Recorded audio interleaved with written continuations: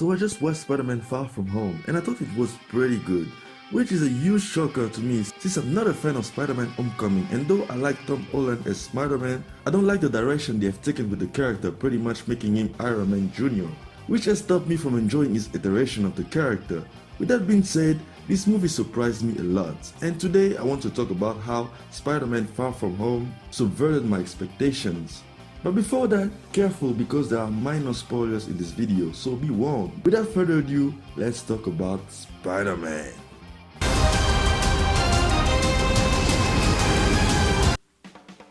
Let's start with the bad, because where's the fun in talking about what you like, right? Let me shit on the movie for a little first. The first thing I didn't like in this movie was how inconsistent it was in the storytelling. Like the first 15 minutes are amazing, then the following 30 minutes are pretty awful. I mean, there's a scene involving a bus and a drone. I just rolled my eyes. I thought it was pretty bad, sorry. Then the second act picks up and from there the movie is pretty good until the end, with Mysterio completely stealing the show. We're gonna talk about Mysterio in just a moment. I also miss the times when Spider-Man villains hated Spider-Man because, he was getting in the way, so they despised him for it. In this movie, just like in Homecoming, the villain's birth is a direct result of Tony Stark's actions. Yes, Tony Stark had a big influence on the plot. Again, the villain doesn't have beef with Spider-Man, he's got beef with Tony Stark's dead corpse. I think it's a stupid creative choice that shouldn't have been made. It reduces the importance of Spider-Man in a story that's supposed to be his.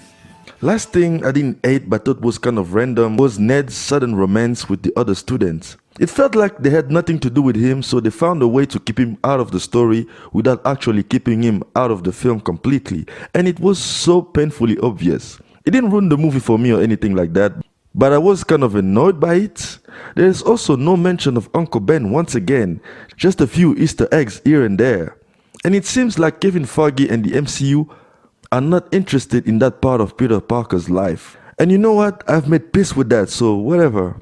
Now, what I really like in Far From Home.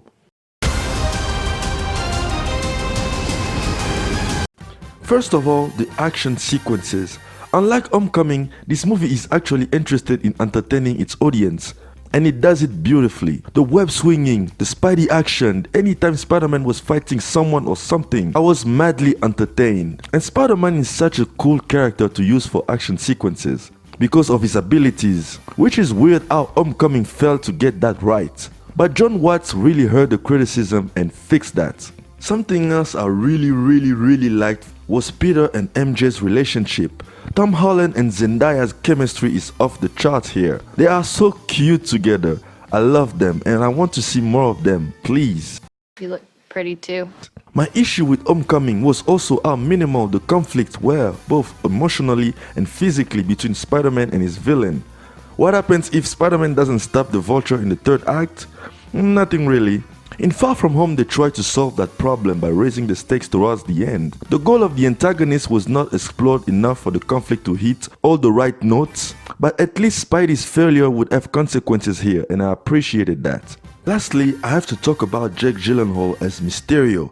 Oh my god! Best performance in the entire fucking movie. The line delivery was on point. He sold me on the master of deception aspect of the character. I was a bit worried in the first act. It seemed like he was giving a bit of a simple performance. But from the second act, when he reveals his true face, that's when Jake Gyllenhaal shines. His performance captivated me. I want more Mysterio. I want a Mysterio documentary. Movie. Cameos in everyone's movies. Mysterio's holiday specials. Toys. Everything. Give me more Mysterios! Anyways, at the end, Spider-Man Far From Home is far from perfect. It's got some great moments, some really awful ones, and overall it's somewhere in between. And I enjoyed it more than Homecoming.